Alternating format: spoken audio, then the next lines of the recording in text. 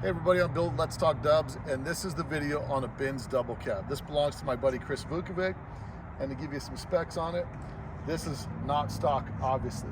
So some telltale things that'll let you know what a Binz double cab has. You always see this seam, which is originally from the single cab that they modified these from. You'll see the elongated window.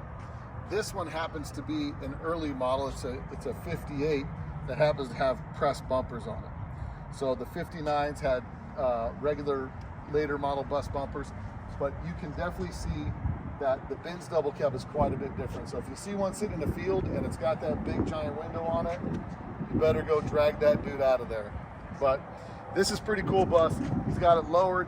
He's got Fuchs on it, 4-inch narrowed wagons west beam on it, 944 Porsche brakes front and rear, and this one has a 1955 motor with dual Delortos on it. So this is kind of a cruiser. Chris bombs this thing around with us all the time here in Vegas, and this is the second of his two Binz double cabs. So I shot some footage. Check it out.